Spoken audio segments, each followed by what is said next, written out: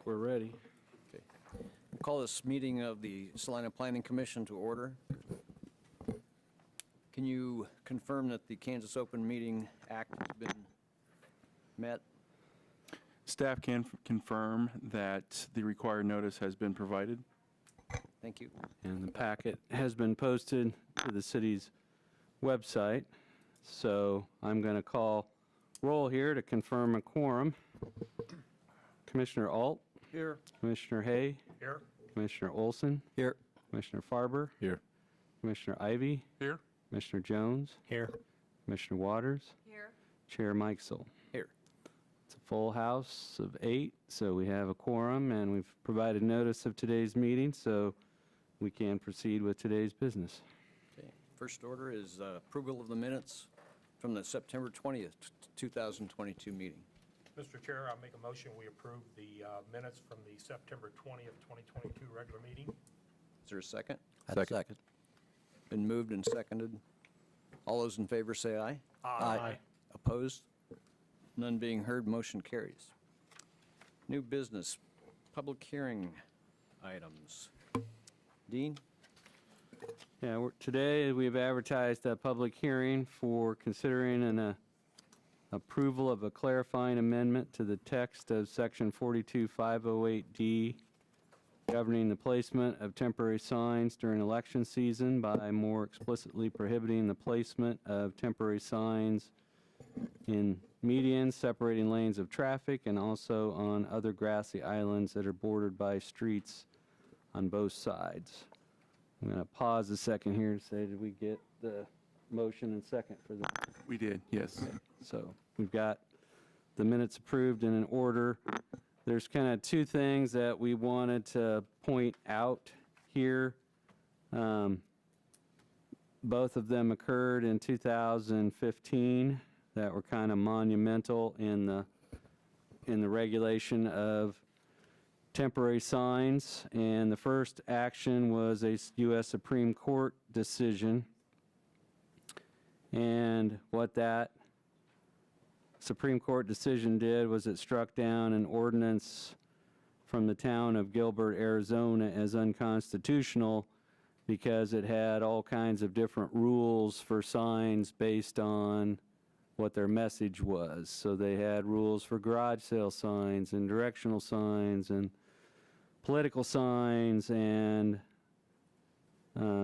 moving sale signs and signs directing people off-site, and they had different time limits and different rules. And the U.S. Supreme Court said that when you're dealing with signs that are not advertising signs and you're regulating based on the messages that are expressed on those signs, that is unconstitutional content-based regulation.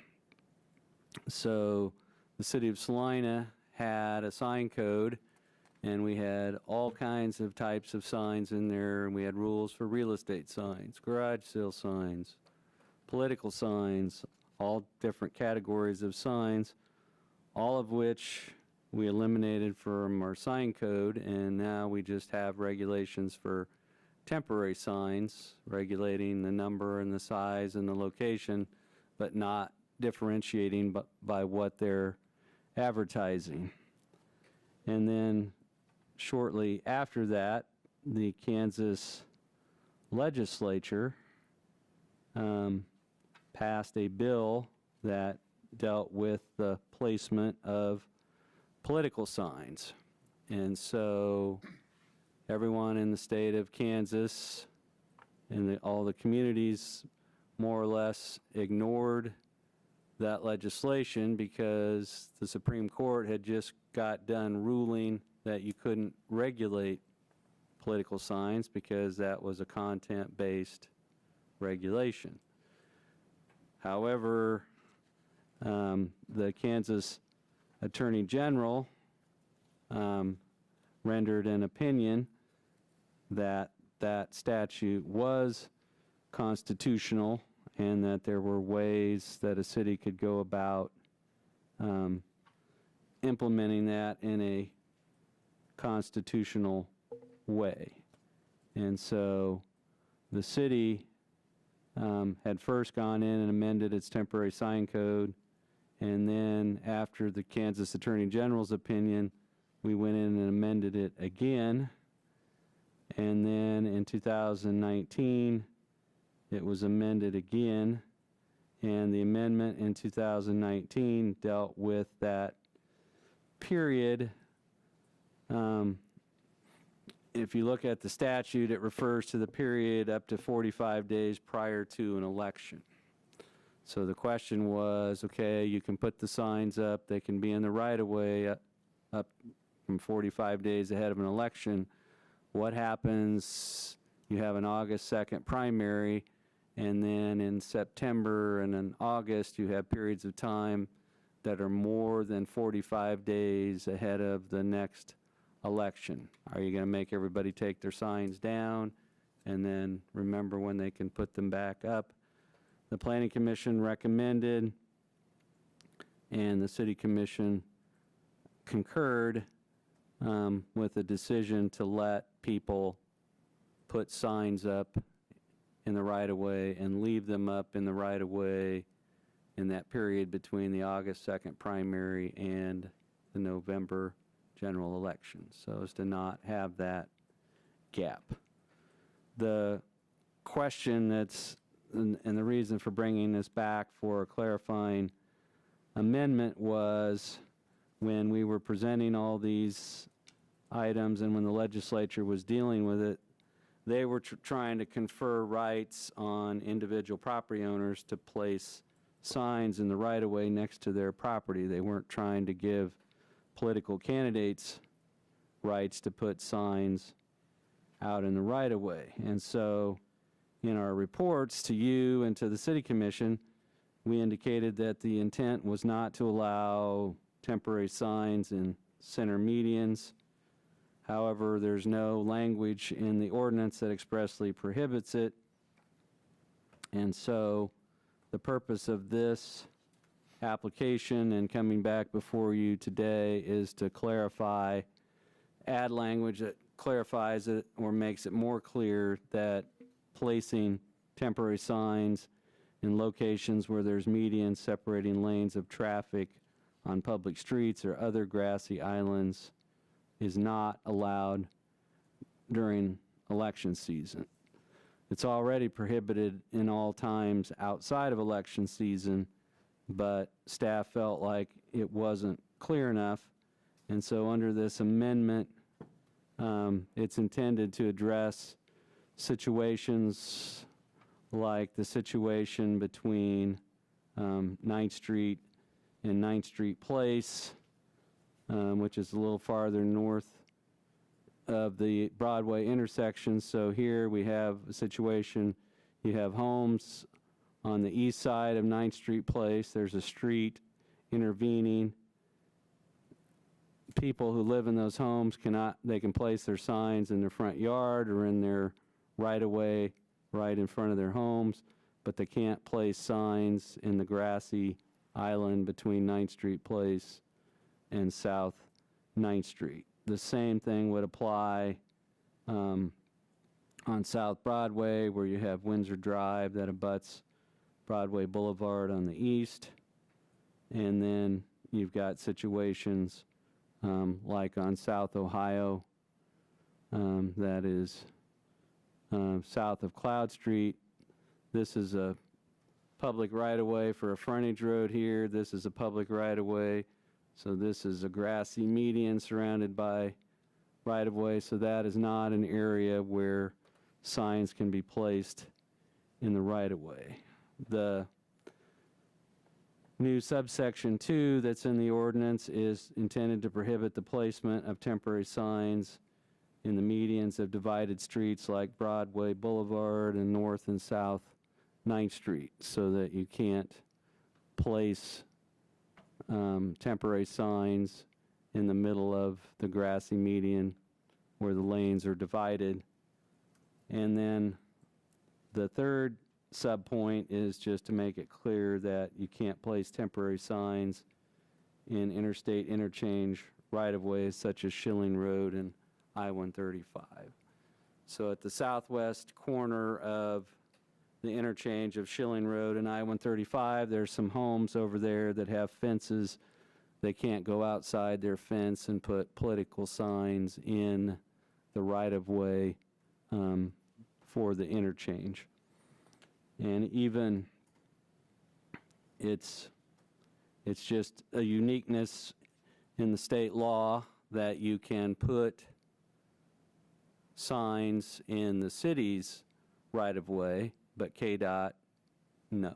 So anything that's a KDOT right-of-way, you can't have a sign in. Anything that's a city right-of-way, the only KDOT right-of-way we have is the interstate system, and then there's Highway K-143 that runs from the interstate on North 9th Street north to the city limits. That is KDOT right-of-way. So that area is prohibited. So the idea behind the text amendment is staff had informed everybody in its handouts, had indicated that if you put signs out in the medians on Belmont or South 9th Street, that they were not going to be allowed to stay there, but the code wasn't specifically enough expressing that, we felt.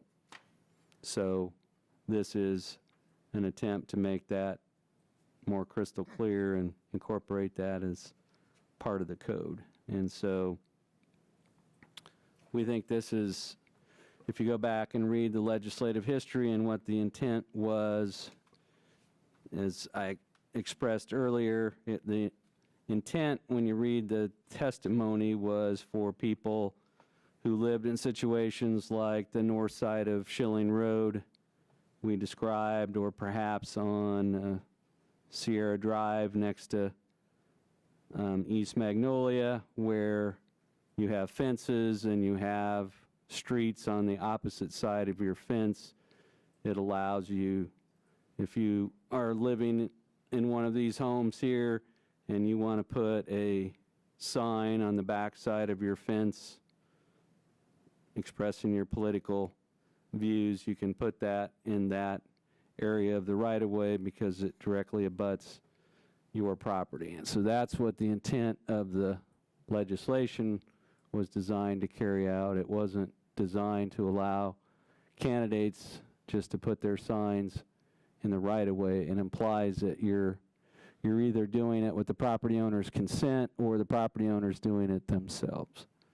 So we have worked this through with city staff and the city's attorneys, and your options this afternoon would be to recommend that that text amendment be approved as drafted and presented. You could recommend approval of this text amendment with any additions or deletions or revisions to be made to the text amendment language, or you could recommend that the status quo be maintained and that no changes to the current code be made.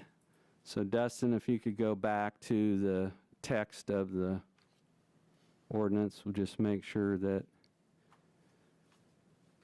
So the language in red was just added there by the city attorney because we want to make sure that there's not an understanding. The way that the bill was written, it couldn't possibly be carried out because there's no such thing as private right-of-way. The right-of-way is held by the public, so either you have private property that's your own or you have public right-of-way, but there's no portion of any city street that's located on private right-of-way or on private property. So when somebody's putting a sign out behind their fence line, they're putting it on public right-of-way, not private right-of-way. So the statute says that you can put the sign on private property in the right-of-way, and there is no such thing. But nonetheless, the cities have tried to carry it out as best they can, believing that the legislature meant public right-of-way but didn't say so. So the red language there is just a qualifier, but you have the three areas would be an unpaved right-of-way physically separated from private property by an intervening street, median separating lanes of traffic, or interstate interchange. So those three subpoints, I, double I, and triple I, are the additions there.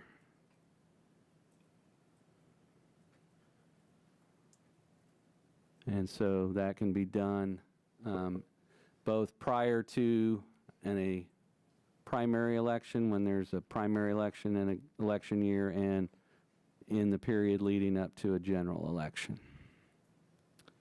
Okay. So with that, I'd be open to any questions that commissioners might have. Dean, is there some wording messed up there at the second line of subsection 1?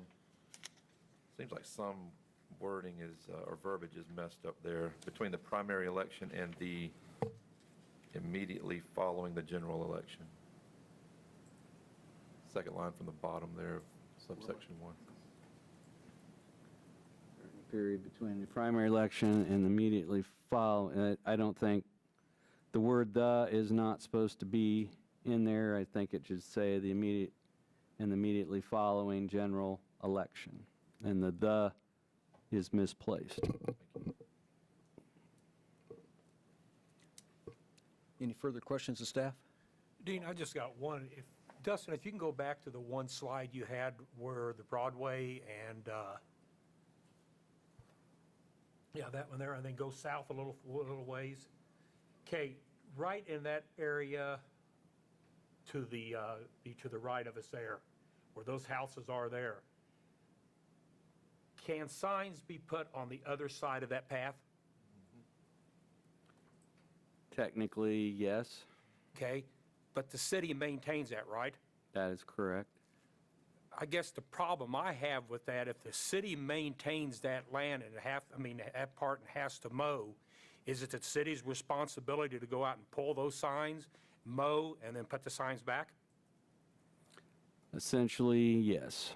Okay, It's very inconvenient, and it would be better if they were on the other side of the path, but we actually had a situation where there were signs that were placed out along Broadway.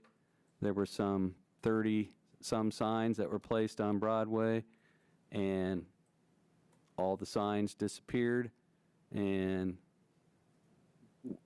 we were trying to figure out if code enforcement or the city had some role, and it turned out that the City Parks Department that was mowing that, the signs were all in their way of mowing, and so they pulled them all out, and they hadn't put them back. But yes, if you put out 30 signs out in that area, it's going to make it very difficult to mow. But yes, that is a city maintenance responsibility there, but it's just the distinction that if it's right away and it physically touches your property, you can go outside your fence and fence line and property line and put signs out there. I can't say that that's been a real popular area for signs, but you know, the whole idea was that 9th Street is a busier street than Highland. If I want people to see who I'm representing, if I can put it outside my fence line on 9th or on my fence line on Schilling Road or outside my fence line on East Magnolia, then more people will see it than if it's put on the Highland side or the Sierra Drive side. And so that was the idea behind the statute. So just Is that for, just a walking path there? That is just a walking path.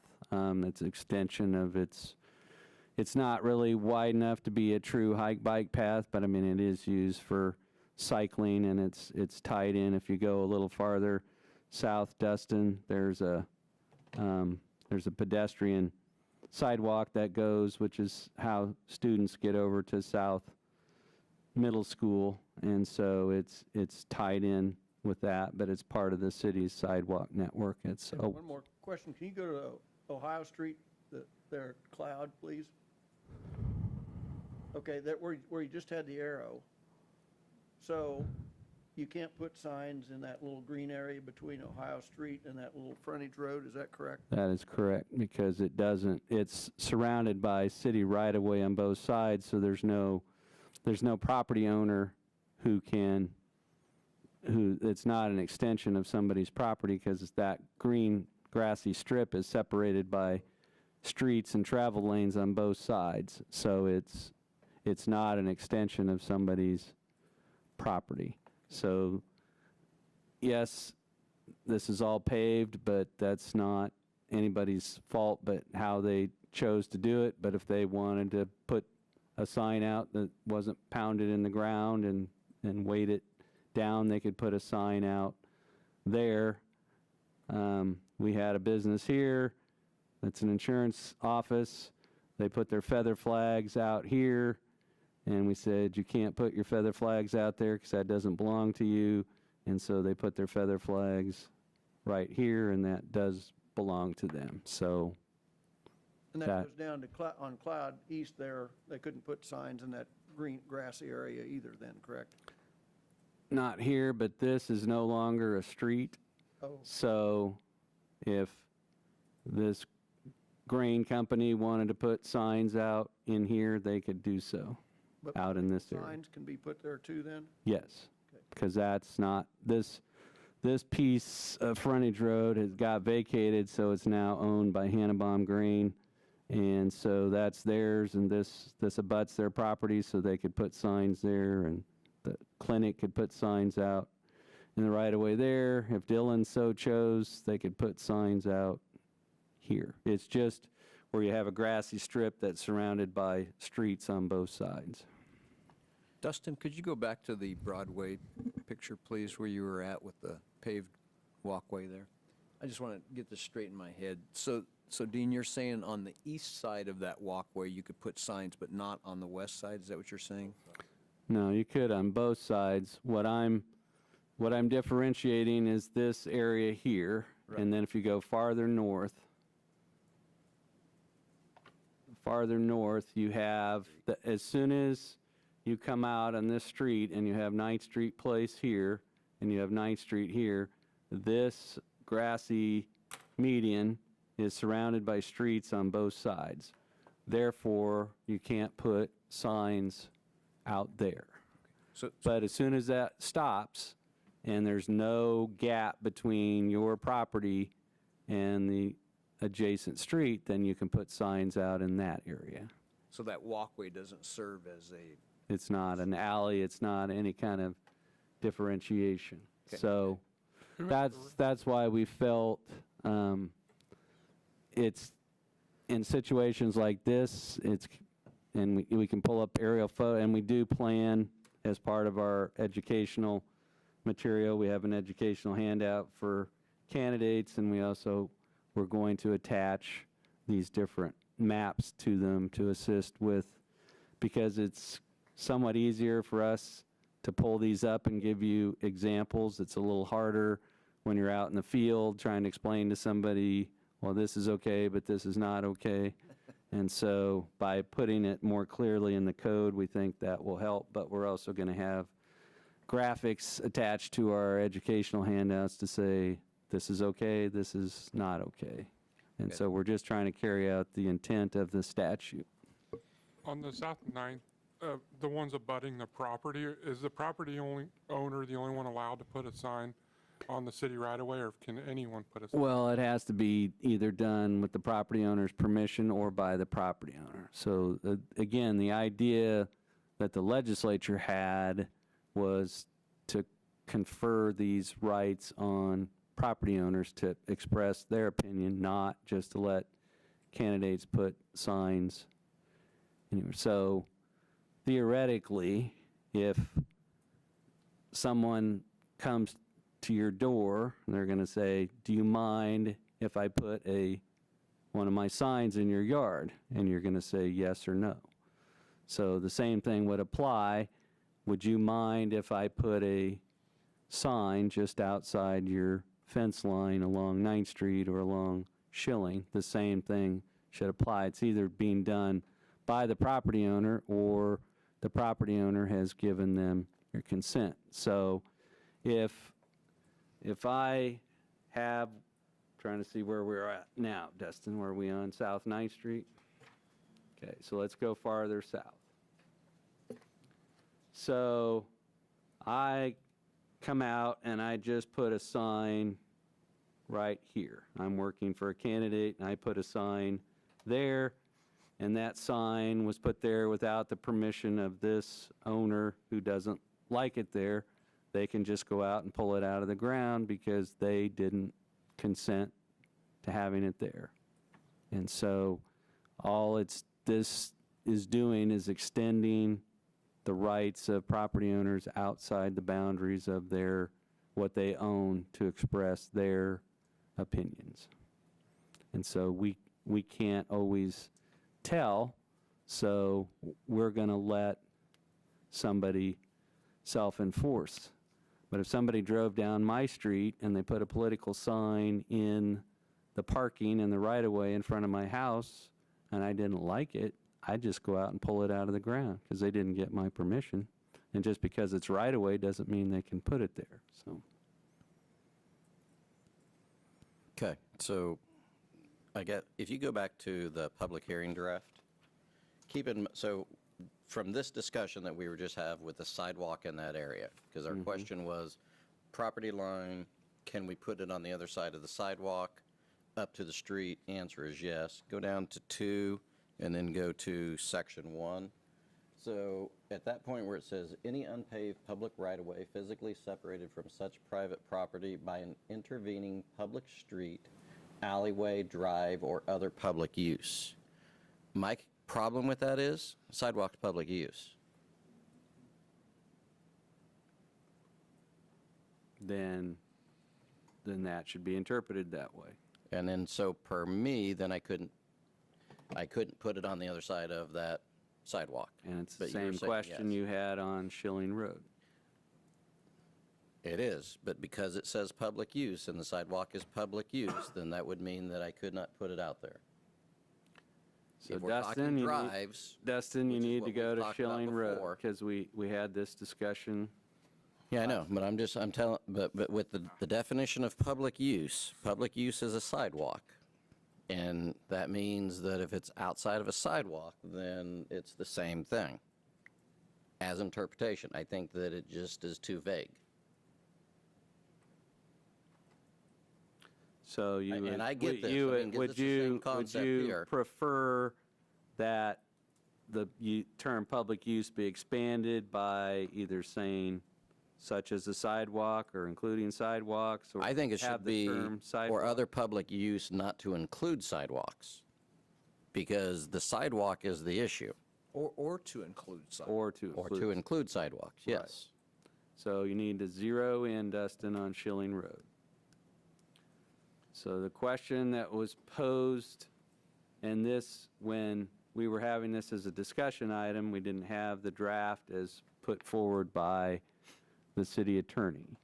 But if you interpret this path right here to be a public use, then this strip that's next to these fence lines on Schilling Road, you could put your signs in there, but you couldn't put your signs out here on the other side of the sidewalk because it's physically separated from the private property by a public use, which is the sidewalk. Right. So Personally, if you interpret that broadly, then you can't put anything on the other side of that public use. Your choices are to recommend that it not be included, to leave it as it is, or to recommend that it be clarified in some way that sidewalk or path would be considered a public use. Personally, when it talks about the term unlimited number, that's a busy sidewalk right there on Schilling. And I've almost been in an accident on a bicycle there before, from a car that was not able to see because one of the fences is very close to that corner where they were turning in. I can't imagine the distraction by an unlimited number of signs that were out closer to the roadway. I personally think that between the fence and the sidewalk is fair game. I just think it's too much to be that close to the roadway with unlimited number. That's a state statute issue, though. 252711 is state statute. You can't prohibit the number of political signs on private property. Yeah, but what we're talking about is the distinction of what the, on private property, right? But what we're talking about is distinction of this draft as what is, With the public use. yes, what the public use is.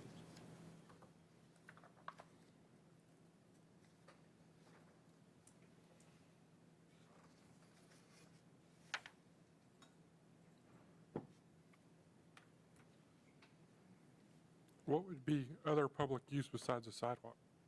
Are there any other examples of that, or? It'd be public uses and trails would be the most likely. If you had some sort of park corridor or trail corridor that wasn't right away, you could conceivably have something like that. But it'd be hard to conceive of much of what wouldn't be a public use other than a sidewalk. So could we just amend public use to sidewalk? Or just remove it altogether. I think you remove it, because I think that's where the issue becomes. Well, you would only remove it if you think it's okay to put signs out that close to the street. But if we go back to our 9th Street corridor, our whole thing goes back into that, in the fact that you said that they can put, go back to 9th Street, that area there, you said they can put it clear out there. I said that before the city attorney drafted language that said other public use. Okay, so after the other public use, you can't set it out there. You, based on the interpretation of public use, including sidewalks, then you can't cross this line because that is an intervening public use. The sidewalk, in that case, is no different than the sidewalk on Schilling Road or the hike bike path, or can you go to East Magnolia, east of Ohio, Dustin? So you can't put it between the sidewalk and 9th Street?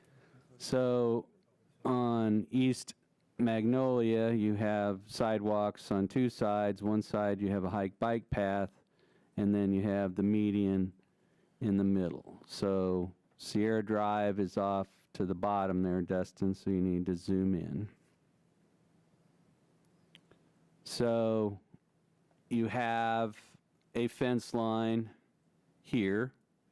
You have a grassy strip behind that fence line. You have a hike bike path here, and then you have a very narrow grassy strip here. Then if you don't think it's a good idea to put signs on the other side of that hike bike path next to the curb, then the intervening public use would be this hike bike path, and you could have signs here, but not here. And you couldn't put signs here. And then if you look at the north side, Dustin, then you could have signs here, but then Not it's there. separated by an intervening public use. So it's really a question of whether you think it's a good idea. It's not a question of whether you can have them in the right-of-way. It's a question of should you have them in the narrow strip that's between the intervening public use, the hike bike path, and the street. Okay. And maybe I was going back and forth on what we were allowing and what we're trying to allow now then. So the big difference on 9th Street is that there's a whole lot more room between the sidewalk and 9th Street than there is here.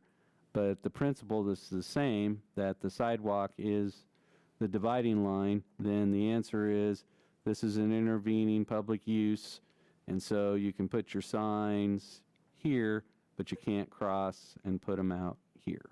So if I And have a if we were- if sidewalk we in were front of my doing that- house, I can put it on this side of my sidewalk and not the other Yes, side. if we were doing that consistently across the board. Okay. So if we approve this, then we're allowing the signs in that narrow area, but not in the wide area. That is correct. Okay. If that is the interpretation that everybody believes, that a sidewalk or a hike, bike path is a public use, then if you're separated from your property by a public use like that, then you have to keep it on the side adjacent to your property, not on the side, the other side. Have we got clarification now?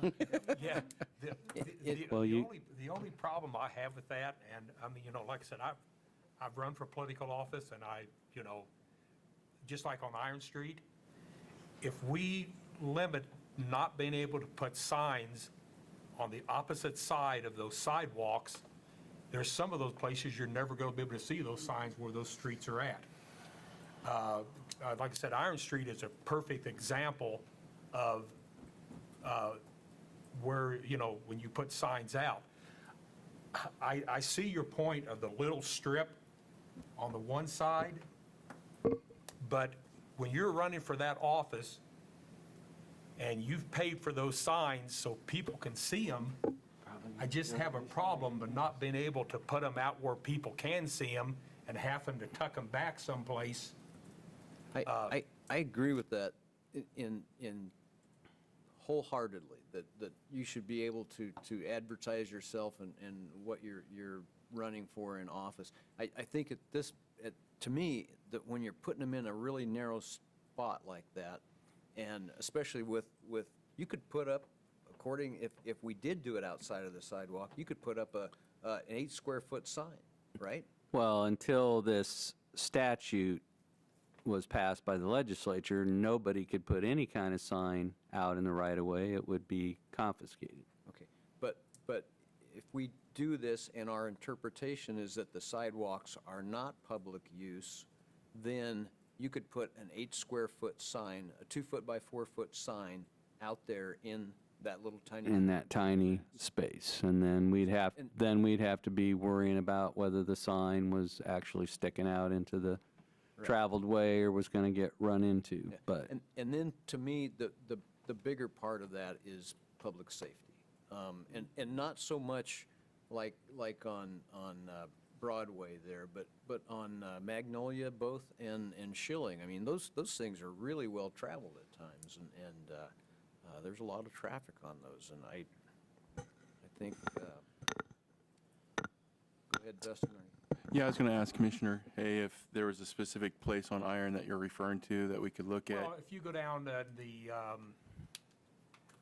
down toward where the Iron runs into, I believe, is it College, the end of Iron? Okay, so the very west end Some of of those Iron. streets out in there, it's got pretty large areas. I mean, that's exactly where I live at.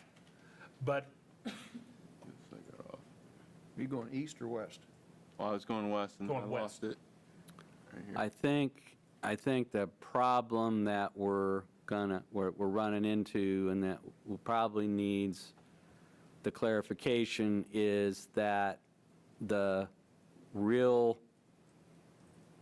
question of intervening public use is really distinguishing between when you have a hike bike path situation where it's for public use, like you have on Schilling or Magnolia, or versus just a conventional sidewalk. Because what Mr. Hay is concerned about is, if you zoom in on this, Dustin, what he's pointing out is that there is all kinds of, the right-of-way for West Iron is very wide, and there's all kinds of green space here between the sidewalk and the street. And so I think what we're going to have to do is differentiate between the hike bike path situation and just the conventional sidewalk situation. Because in a conventional residential neighborhood with a 4-foot wide sidewalk, there's really no issues with putting your sign on the other side of the sidewalk. It's just that the places where you have hike bike path that are not just conventional sidewalks. And So I I think agree. that's where we need to make the differentiation. And I agree, in that situation, the pedestrians are well protected. What is that, probably 12-foot? There's probably 12, 13 feet between the sidewalk and the back of curb. So Mr. Hayes' example is well taken, that if you treated the area on the street side of the sidewalk as off limits, there's really no compelling reason to do that, nor is there on almost any residential street in town. It's just, I think, going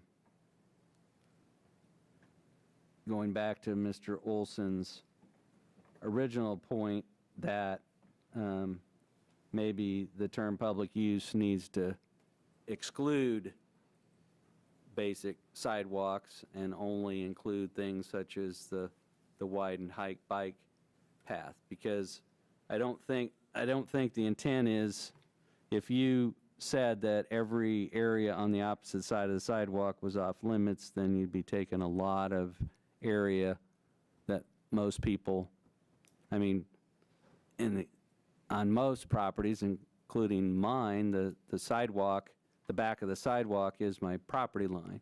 So if I want to put a sign in the right-of-way, I have to put it between the sidewalk and the curb, because that's the only right-of-way I have available. So I think that needs to be modified in some way to clarify what public use means, and that public use doesn't include conventional sidewalks. Is everybody okay with that language? I've bit my tongue so long on this thing. We're looking at it from the wrong perspective, in my opinion. We're looking at it from the idea of the city.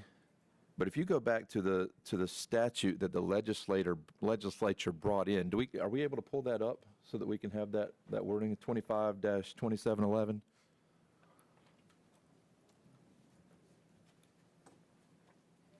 And I'll read it while he's pulling it up, and it's only a few lines long. It says, "No city or county shall regulate or prohibit the placement of the number of political signs on private property or the unpaved right-of-way for city streets or county roads on private property during the 45-day period prior to any election in the 2-day period following any such election. Cities and counties may regulate the size and setback distance for the placement of signs so as not to impede sight lines or sight distances for safety reasons." And I think we're taking their statute, these legislators that we elected, and they put this in place on purpose, and we're trying to twist it to fit the city of Salina. We're trying to put more regulations, and this is a prime example of more government overreach, trying to tell us what we can and cannot do. If there's a sidewalk in your yard and we say you can't put anything on the other side of a public use sidewalk, we're basically disenfranchising the citizens of Salina and saying you can't put anything on the other side of your sidewalk. We're telling those folks on Schilling Road, you can't put anything out there because it's a little too narrow. We're not telling them that because the city code already prohibits that. Between their property and the paved road? Yes. This is a window, this is an exception. Other than this small window or exception, it is not legal to place signs in the public right-of-way. And there's 5 U.S. Supreme Court cases that state that municipalities can prohibit the placement of signs in the right-of-way. It's the Kansas legislature that has carved this niche, and the legislature has said that cities may regulate the size and setback distance for the placement of signs, and that's what the city of Salina has done, as well as every other municipality in the state of Kansas. So if this is already in place, why are we even discussing this? Because the statute says that cities and counties may regulate the size and setback distance for the placement of signs, and since cities and counties have that authority, they can choose to do nothing, or they can choose to exercise that authority. So the city of Salina decided that it was best to have a set of rules and regulations for that placement so that during election season, people would know what size, what locations, everything was permitted, so they wouldn't place signs out and then have them pulled because they put them in the wrong place. So we have this handout, Dustin. It's in the packet, and we can put it up on the screen. And we've had this handout since. So Absolutely. this handout is given to the county election office every year. And so it is not legal for someone in the normal course of the year to put any sort of temporary sign in the public right-of-way or on public property. It's prohibited by city code. And then there's an exception during the 45-day period prior to an election. And during that period, which state law applies, an unlimited number of yard signs may be displayed, subject to city size and setback distances that still apply. And then when there's no primary election, you can put the signs out 45 days before the election, or if there is a primary election, you can put them out 45 days. But this is an election season exception. It is not a blanket exception. And that's And what we're when there's discussing, no, correct? if there's no election going on, you couldn't put a sign out in the right-of-way in front of your home in the first place. But we're discussing that caveat there for election season, correct? We're talking about an exception during election season. And that's where I'm going. We have it where they can put those signs out south of Schilling. We looked at those spots. They're on 9th Street. They can take them all the way out.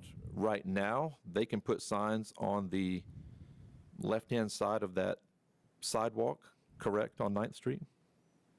That's unclear. That's what we're trying to clarify. What we're trying to do is clarify, so for property owners and for code enforcement people and for Parks Department people that are mowing, we're trying to set out what are permissible locations and what are not permissible locations and make it as clear as possible. And we have decided that the first pass we made when we explained where you could put things, that explaining them versus putting the actual language in the code, that putting the actual language in the code was preferable to trying to explain. Dean, do we have a setback right now for political signs or any kind of sign? Some of our districts have setbacks. Most of our districts, you just have to have the sign on your own property and it can't extend over or be in the right-of-way. Is the area between the sidewalk and the street of my house, is that considered public right-of-way? Yes. Or, I mean, private? No, it's public property. You do not own it. And I think that is, if there's, and it's even true of planning commissioners, it's true of people that we deal with on a daily basis. There's a lot of people that think they own, that their property goes out to the curb. And so we get people that are building new projects or doing additions, and they bring in a plan and they say, well, this is set back this far from my property line. And I said, well, unfortunately, the curb is not your property line. As a general rule, on a typical residential street, there is 13 and a half feet behind the curb to where you get to somebody's actual property. So if somebody has a home for sale and they put a sign in the area between the sidewalk and the curb, the city of Salina will either confiscate that sign or they will take the sign and move it behind the sidewalk onto private property. because the city code prohibits the placement of signs in the public right-of-way. That is the general rule, and because of the action taken by the legislature in 2015, there is an election season exception, which is what we are working on. So on 9th Street, the property, the sidewalk we're talking about, what defines that the city mows the west side of it and the property owner? We have an administrative rule that we have passed and that we have sent notices out to owners about what they're responsible for mowing and what the city's responsible for mowing. So on on Magnolia Road, for example, the property owners on Sierra Drive are responsible for mowing the area that is behind their fence up to the path, and then the city is responsible for mowing the rest. But in the wide boulevard areas, like Broadway Boulevard, or on that large area there where we have large areas like that, the city, either by contract or the Public Works Department, mows those as public spaces. I didn't know if there was some language in there that could define, where you put the signs, the part that's kind of public that they mow, you could not put the signs, but the part that the homeowner, Well, that would take all the, yeah, like I think my it- house out of the equation. It would be, I'm going to actually side on the other, if we said that the areas that the city mows are off limits, then we would not be honoring the intent of the legislature. So we are trying to carry out the intent of the legislature subject to proper setback and size distances, because we do have, it's a separate ordinance, but it's a site clearance, site triangle ordinance, and it applies to fences, it applies to signs, it applies to hedges. If you put something out too far close to an intersection that obstructs visibility, whether it's a sign or a hedge or something else, then the city can remove that as a traffic safety hazard. So one of the reasons that the statute says that we can have regulations, so we don't want people putting signs out right next to the curb that might obstruct sight lines. And I agree with going back to the intent of the legislature, and that's where I was going with this. The intent was to not prohibit or to not regulate, as it's written there in the statute. And if we're saying public use, we're giving one set of rules for folks who have a sidewalk in their yard and another set of rules for somebody who doesn't have a sidewalk. So I'm all for removing public use altogether out of there, just to clarify. Or Dean, would another way to do that, the legislative issue or the legislative action had setbacks, the language setbacks in there? If we just said the setback needed to be 3 feet or something, that would take care of the little short strips.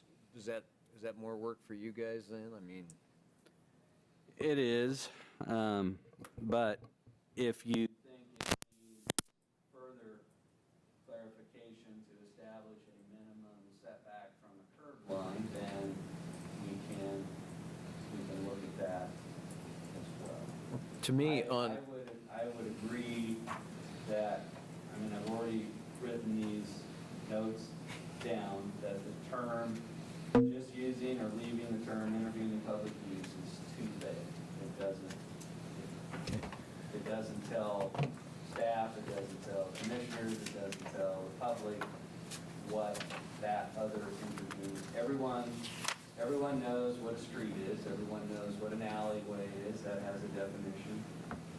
A drive could be things like Kenwood Park Drive or things like that that are public or lake Lakewood Park, areas like that, what is not suitably defined is other public use. So my reading between the lines here, you might think that a public use would be like our 10-foot hike bike paths?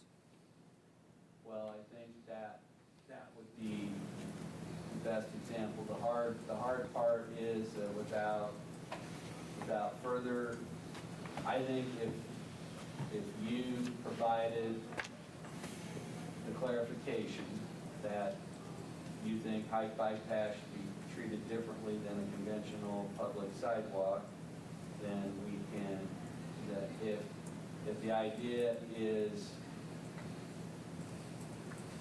if you strike the term other public use entirely, then what that means is that any space between the fence line and the curb is available regardless of hike bike path, regardless of 9th Street with the sidewalk where it is, regardless of West Iron, regardless of East Magnolia. And if people put signs out in that narrow strip on Schilling Road and cars start hitting it, then we would have to deal with that. But the other choice of that is to say that the sign has to be set back a certain distance from the curb line regardless. So that's another option. But if that is too hard or makes it too confusing, then striking the term other public use and going back through all of our examples, that means that if you're in a situation and you have a property and it's not separated by another street or an alley or other type of public drive, then anywhere between the curb line and the fence line is a location. That way it makes it the same for everybody, whether they have a sidewalk in their yard or not, in my opinion. And then the only question that would lead staff is if we have that situation, we have sufficient, I think without having a minimum setback, we have sufficient authority to still deal with a situation where somebody puts a sign out and it's between the hike bike path and the curb line, and it's so close that it's hanging out in the street. Then we just have to deal with that separately. But I think if we don't clearly define what is meant by intervening public use, then we haven't really Right back where we were. Yeah. Try to bring clarity to it. Any further questions of staff? Anybody in the public like to address this? State your name and address, please. John Blanchard, 250 South 9th Street. Congratulations, Mr. Hay. Thank you. And thank you all for your service up here. I think that Commissioner Farber was kind of onto this, and when I was on the city commission, we dealt with Reed versus Gilbert in the free speech context versus commercial speech in the sign code. I think the key word, though, in what the legislature was getting at, and I kind of try to look at the four corners of that, just say that statute was on this one page, and I just want to go by what's on here. I think the most important thing that they were getting at from the city's ability to regulate was at the very end, and I don't know the exact language, but it said, but the concern was public safety. What is safe? And I would argue that 40 feet on the other side of that sidewalk is on the other side of saying what is safe. And I think enforceability is important, because if you have staff with too many different rules, it's not easily understood between different staff members, certainly not with the public and potential candidates. They need to be able to understand that. As I mentioned, I live on South 9th Street. I have candidates that want to come put signs in my yard. And I can tell you what's safe for me. what is safe for me is I make sure that they place that sign so when I'm backing out of my driveway, it's not blocking my view. And so I think a lot of times we have to give the citizens and the residents credit for saying, I know what's safe, and I'm not going to let somebody, whoever they are, candidate or not, come create a safety hazard in my property. And I will make sure that if I'm mowing, I don't like it right out on the curb because I don't like to try and go out in the middle, out near the street. So I would suggest that if you feel like you need to put a regulation on that, I'm not sure you do, but if you do, I would look more towards either a set distance off the curb, or as Dean was saying, with public uses, I would limit that to streets because I don't think there's a great safety hazard from sidewalks or other public uses. I think that public safety setback issue is geared primarily towards conflicts with automobile traffic. But thank you. Thank you. And Dean, I want to back up and, anybody else from the public? I was going to mention that we do not have anyone on Zoom joining us today, so all the public input would be from the room. Dean, I just want to clarify, so that you're saying if there was a situation where a sign was obstructing a vision or something like that, the city be able to handle that through a safety protocol? Either through the uniform code for traffic enforcement or through our site obstruction ordinance. We'd have other ways of dealing with that besides this code, if it was truly a hazardous traffic. And still maintain the credibility of the state statute and keep our Right. local statute. Yeah, Thank you. As Mr. Blanchard observed, placing a sign, regardless if it's in the right-of-way or private property, in a way that it obstructs somebody's driveway, that doesn't need to be addressed in this code because it's already addressed. And so I don't, our main thing with this is to try to bring clarity, not create more areas where there's the situation you don't want to have. If you have code enforcement officer A out and they think the code means one thing and code enforcement B officer thinks it means another thing because it's not super clear. And so we're trying to make this as clear for the property owners, for the candidates, for the election office, for code enforcement. Thank you. Any further discussion? You appear ready to make a motion? I'd make a motion that we postpone consideration of the proposed text amendment to a future meeting to allow the revisions to be made to the language. The example of where'd it go? Or other public use. Um, Before we act on that motion, I'd also like to point out alternative number 2, which could be to recommend approval of the text amendment with any additions, deletions, or revisions to the language that the majority believe need to be made. So rather than postponing it, if you think that there's a consensus that the term other public use should be deleted, you could do that as a recommendation in today's meeting without having to postpone it and bring it back. Would you like to clarify your motion and strike? I don't want to see it deleted. I'd like to see something defined, like a setback or a distance. So how would I? Then you would stand on your motion. And then somebody would have to second it. Yeah. Okay, I'll stand. Is there a second?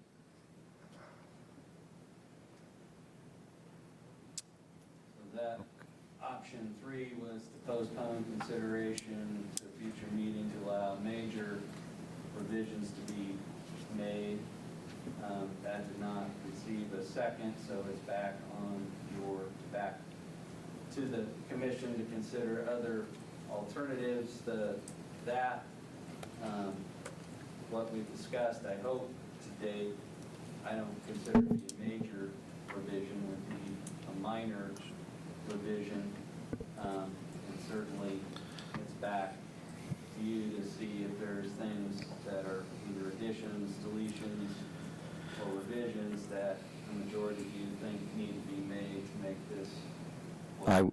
I would make the motion that Planning Commission recommend the approval of the proposed text amendment with any additions, deletions, revisions to the amendment language. And my deletion would be the removal of or public use from 2.1.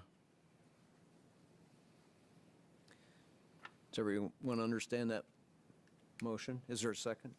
I second. This language right here or other public use. Yes. Subsection. Commissioner Waters seconded that. So it's been moved and seconded to approve application Z22-9 with the, except for 2-I and deleting other public uses. All those in favor say aye. Mr. Chair, I have a question before we vote on that. Okay. Can I get clarity that we're not changing anything that is currently in place? We're just providing clarity on this statute, correct? Or, yes, on this statute. When this was adopted and we put our information out, we told commissioners and we told public and we told the election office that this ordinance that was adopted in 2019 did not allow the placement of signs in medians between travel lanes. And that was our explanation, but it was not written into the code that way. So what this does is it codifies what was explained in terms of how it was going to be enforced and administered. So it's not any different than what's enforced and administered, it just clarifies it into the code so it's more. It's not an additional limitation, it's just clear if it's in the code. Perfect. Thank you. We have a motion by Commissioner Olson and a second by Commissioner Waters. All those in favor say aye. Aye. Opposed? Nay. Record that as 7 aye, 1 nay. Motion carries. That is a recommendation that will go on to the city commission, and they'll have the final decision of what the time should be, but they certainly appreciate your work and your recommendation that will be provided. Could you send us an email when that will be up on the city? It's going to be on this coming Monday's city commission agenda because of the upcoming election date. Okay. Try to get it Okay. clarified as quickly as possible Okay. before the election.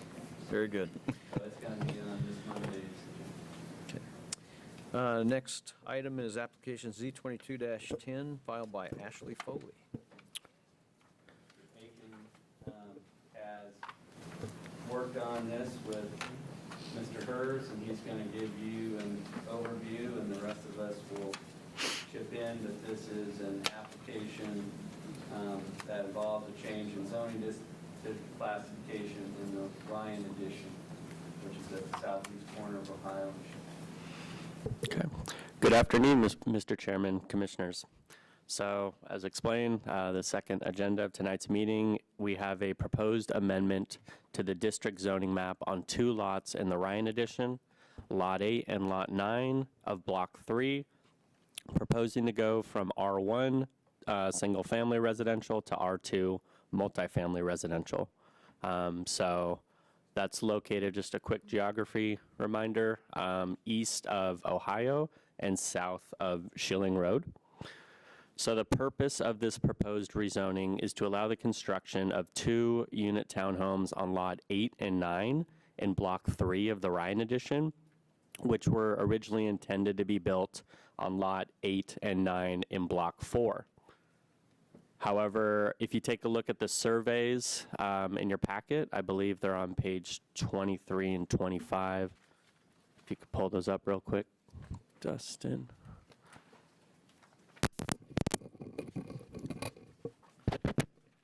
So for both lots 8 and 9 in Block 4, there is a 10-foot pedestrian drainage and utility easement that runs vertically. So if a duplex were to be constructed on those lots, there would be an easement that runs either through the townhome or just inches away right alongside it. So the Ryan Addition subdivision is in a rural housing incentive district, RHID. So this entails a development agreement that requires the developers, Southview Estates LLC, who's in attendance this afternoon, to construct 108 units in the Ryan Addition by fall of 2024.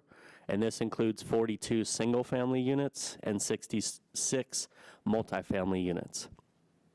So in order to adhere to the development agreement, the developers have proposed to rezone 2 lots in Block 3, which is actually just across the street from Block 4, across on Harbor Drive. Yes, thank you.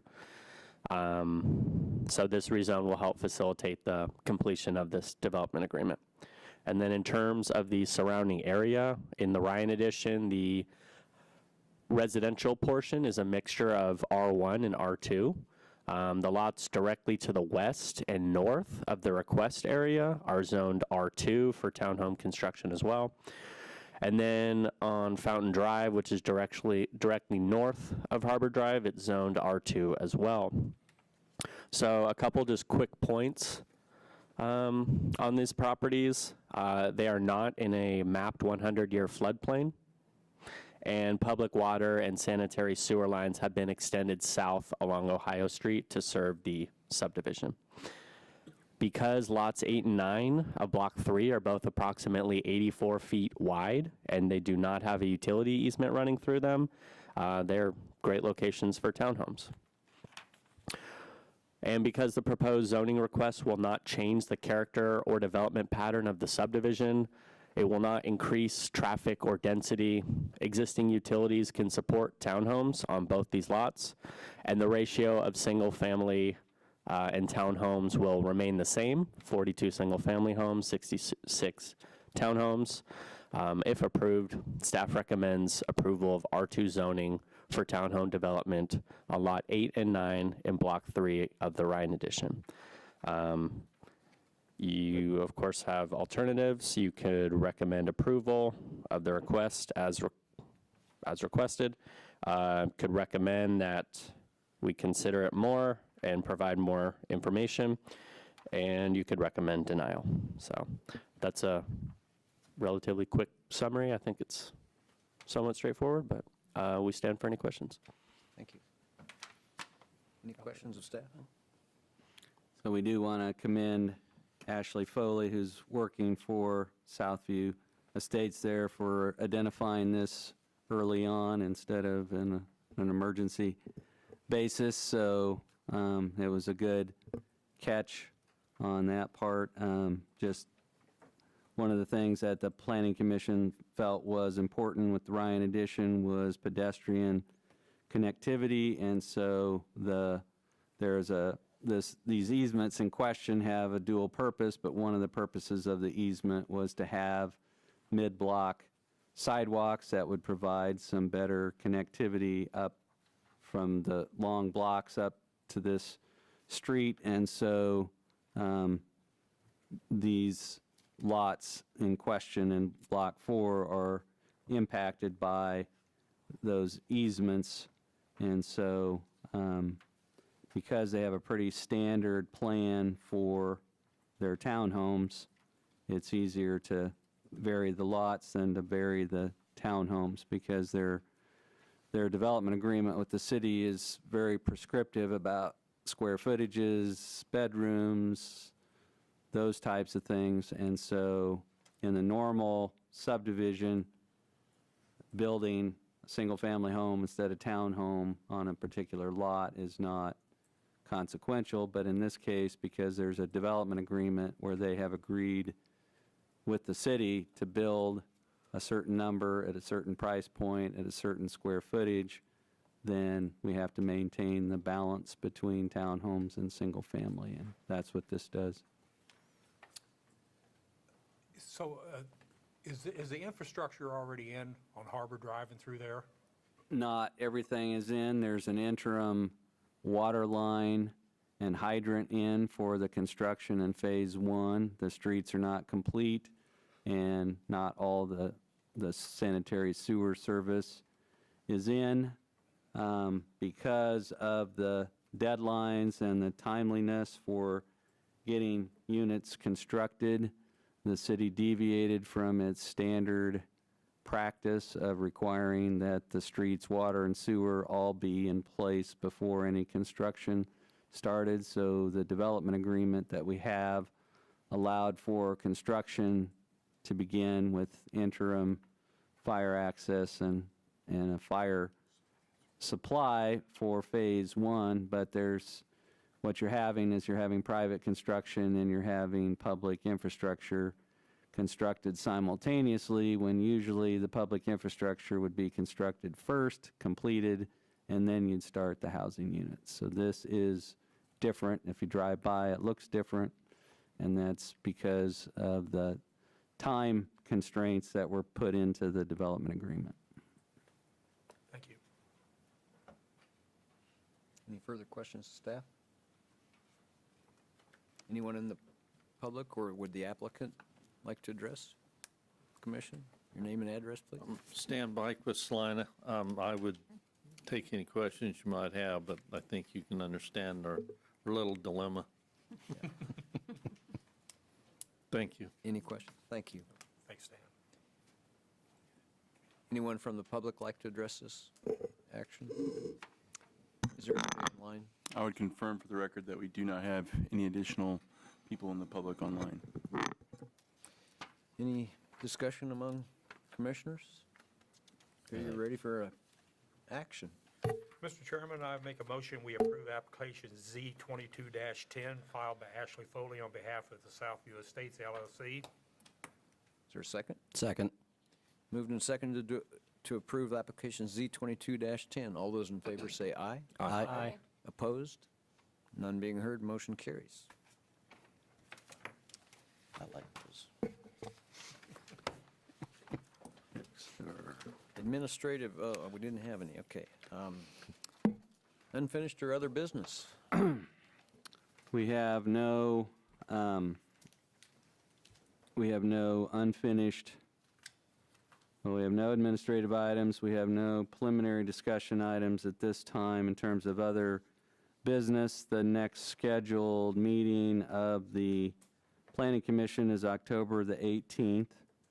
At a previous meeting, we discussed the possibility of a final development plan for a Hyatt Place hotel in lieu of the previously approved Atwell Suites Hotel south of the former Penny's store at Central Mall. Because of some missing pieces in that plan that was submitted, that was moved to your agenda on the 18th. So we will meet on the 18th, and that will be the agenda item for that meeting. I'd also let you know that Commissioner Olson and I will both be gone from that meeting, so to help you plan to get a quorum. Help our quorum and help our, that means our vice chair will ably step in. She said she's chomping at the bit. Trial by fire. Yeah.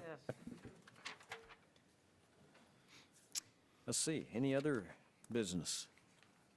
Take a motion to adjourn. Public No, forum. we have our Oh, public forum. Excuse me. Thank you. Anybody- Mr. Blanchard. I saw some public out there tonight. John Blanchard, thank you, Chairman. As I mentioned before, a lot of you bring multiple talents to this board, and it's greatly appreciated. As a matter other ways to serve. I hope that you'll view my comments today as public service. But I'm a little concerned, and I've been at the last 2 city commission meetings expressing my concern for the secondary emergency access that was approved for River Run. My problem with it is that I think that the mistake that was made on that emergency access road goes way back to 2006 or whatever year that was originally approved. I don't think it was intentionally made. I think it was just an error that was made at the time. And I would just like to show you guys where the error is in that emergency access road, because we just spent an hour and 10 minutes talking about signs, temporary political signs, when violations of the fire code just get breezed right over. And so I'd like to point something out to you. So if I could get Mr. Hurst to bring up the city map in the portion of Marymount Road where the intersection with Cedar Ridge Drive is, at a big enough scale to show the traffic circle that was constructed at the entry of River Run. Thank you. Right there. Now we all can agree that the one approved fire access, emergency access road, as approved as part of the plat process and the rezone process for this, would be kind of where that River Run Parkway sign intersects with that traffic circle. Now, Dustin, if you could please zoom out to show the location of what's been called the second approved access road. And I will just point out that right in that area is where you say that's the second access road. Well, what you have to take into consideration when you're determining a second approved entry is, follow me if you will, that you have the one entry up at the beginning. Well, if you go from this entry, and let's just say where the crossed arrows are, let's just say that secondary access comes out there. That's not the full extent of the access, because that is not the access point. That is part of the access road. Now, if you go through the parking lot and you come back down to the traffic circle, that is all part of an approved emergency access road. Now, you need 2 points on that road. Picture, if you will, if you place a barricade over the entry into that subdivision. If you can't get out 2 ways, then it doesn't work. So if you go back down, and if you could maybe just pull that screen down towards the south. No, the other way, please. Okay, stop right there. If you see where South Marymount Road intersects with Edgewood Drive, that is your access point. So if you put a barricade at just south of that before you reach the traffic circle, you don't have a way in or a way out, because that is your one access point.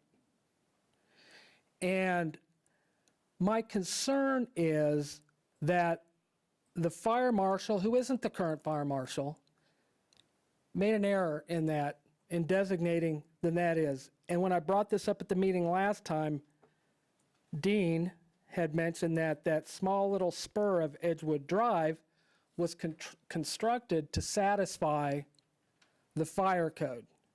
Now, as you can tell, to have 2 access points, it's on the wrong side of that traffic circle. You would need to have the traffic circle on the other side of Edgewood Drive in order for there to be 2 access points. And those of you that have been on this board for a while would be able to tell right away that wouldn't work either, because that does not satisfy the remoteness requirements of the two access. They would be too close together to satisfy the fire code on that thing. So I come to you mainly for two reasons. One is that I don't think that you guys did anything wrong. I think you just kind of followed what you were told. And as best I can tell, what you were told was that this has been approved since 2006. What I don't think very many people understand is that in 2006, it should not have been approved. But now that they're coming in and asking for more lots, and I will just tell you that the appendix, it's Appendix D, and I know Mr. Olson is familiar with Appendix D, but it requires two approved access roads. And so that would mean two separate access roads that are a certain distance apart. This does not meet that requirement. This doesn't even come close to meeting that requirement. And the cutoff point is anything over 30 homes, single or duplex homes, 30. Currently on River Run, the first phase, there are 25 homes constructed. So they have 5 homes before they hit that 30 mark. But with the rezone and the new plat for the cul-de-sac that comes down to the south, I think they were looking at adding 11. And that clearly doesn't meet any of the exceptions. The exception to the two access roads, there are 2 of them. One of them, as I mentioned before, was that they have to be no less than a distance of half of the diagonal of the project being served, of the parcel being served. You don't even have to right now, so that's kind of a moot point. The other exception is that if there is an emergency access road that will connect to future development. And the problem with that is not only have you identified an access that doesn't connect to future development, but there really isn't any way of having, because all that land is developed and the street system is all developed, there's no way to connect into that. So just so you know, I asked the City Commission last night to make a motion to reconsider their first reading of that rezone and bring it back to you so that you could take a closer of it. They denied. So that second reading is being held in abeyance until I don't know what. I don't know how, until apparently a second access road somehow miraculously appears. Now, I'm here to let you know that, but I'm here to ask, is there something that we're all missing here? And also to encourage you, I mentioned that an hour and 10 minutes on signs. That was perfect. You guys asked great questions, but I think you need to do that. I think you really need to have the confidence in yourselves that, I'm going to ask these questions and let's get some answers, because I think I noticed that the more you ask questions, the more clear it got into where you wanted to be. And so I think good, healthy deliberation like that is really good, and it's what we need from the Planning Commission. So not asking you to do anything other than, look at these things real close, and I invite you to drive out there and picture, like, what happens if that's one access point is cut off? Well, where do you go? Thank you, Chairman.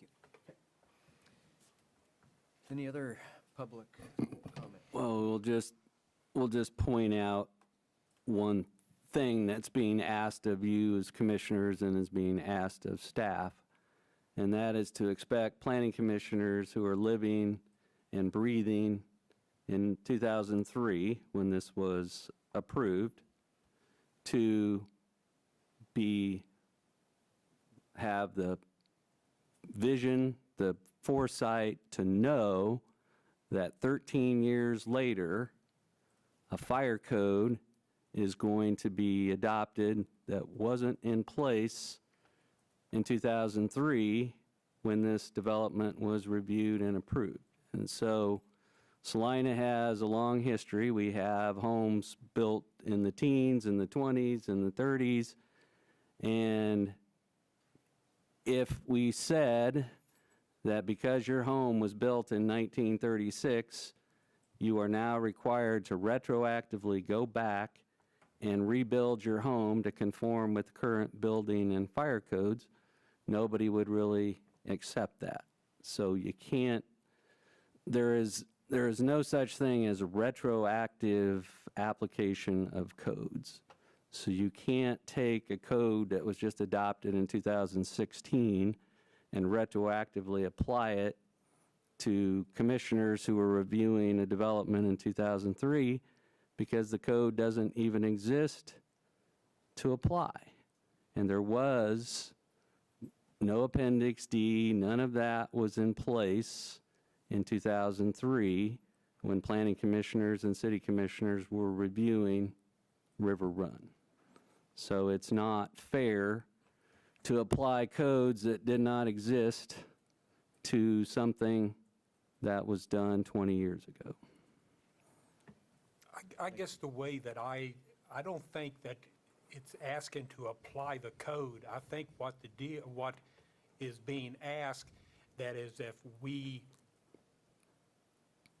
look closer and make sure that, we apply everything to it before we make the decision, on that. I don't think, I didn't hear that we should go back and apply that code now and, let's upset the apple cart and, start all over. But I think it's just given us a foresight for the commission to look at these projects and say, maybe back 2006, Well, do you want to go back and second guess subdivisions that were approved in 1968? I'm not saying that we go back and second guess anything. I just think what we're looking at is that we, I think it's good information that we get that type of information. So next time when we are at one of these, that's an older build. So, there's a lot of things that applied back then that, we need to look at today. But I just think that all it is just an informational part to say, hey, guys, let's make sure we got all of our bases covered. Well, the important thing for commissioners to understand and for staff to understand is that codes, when they're adopted, apply prospectively, not retrospectively. So in 1994, the Planning Commission and City Commission adopted a set of landscaping regulations that said from this point forward, we're going to require projects, commercial projects that come forward in Salina, Kansas, to submit a landscaping plan, to have some elements of landscaping. We didn't say that you have to go back to the shopping center that you built in 1974 and we're going to retroactively apply the landscaping code to something that was already built. So when you adopt a code or you amend a code, you apply it prospectively to future projects. But you really open up a can of worms if somebody did a development and the development conformed with the codes that were in place at the time that they did their development, and then you have new codes come along and you say we're going to retroactively apply the new codes to development that was approved 20 years ago, 30 years ago, and we're going to go back in time. Chairman, if I could clarify, I'm not asking for anything to be retroactively done, but let me just ask this question, is that when was this latest rezone approved by the Planning Commission? Because it just went to first reading at the City Commission. Wasn't it about 2 or 3 weeks ago? That is correct. Okay. You mentioned correctly that the fire code with Appendix D, actually A, B, I think, through whatever, there was about 7 of them, were adopted on October 3rd, 2016. So I'm not saying retroactively look back, but you just presented this planning commission at that meeting, and I'll go back and watch that meeting, but you told them that it met the requirements of the fire code. It doesn't. Nobody's talking about going retroactively back and saying that didn't happen. You just took action. You just presented a project, and you told these good people that it was consistent with the fire code. You also said at the city commission meeting 2 weeks ago that you built that little section of road to comply with that section of the fire code. You also... No, I said it was built as a fire safety enhancement. Okay, and you have an access road on that plat from 2000 whenever that identified a secondary access road. It's always been called that. So I'm not looking to retroactively. I'm just saying that when you presented this to this planning commission 3 weeks ago, 4 weeks ago, that fire code had been adopted for almost 6 years. And that's not retroactive. That's now. And so thank you, Commissioner Hay, because I wasn't trying to say we should retroactively go back. I'm just saying that we should look really close, and we should trust but verify information that we get from staff if it doesn't look right to us. And I think by trying to focus on something and characterizing my comments as wanting to be retroactive in that, not only as a professional land planner do I find that highly insulting, but I find that you're misleading the Planning Commission on that area and telling them that it met the fire code was a breach of professional ethics. Thank you. Thank you. Okay, any other public comment? Is there a motion to adjourn? So moved. In a second. Moved and seconded. All those in favor say aye. Aye. Opposed? Stay here.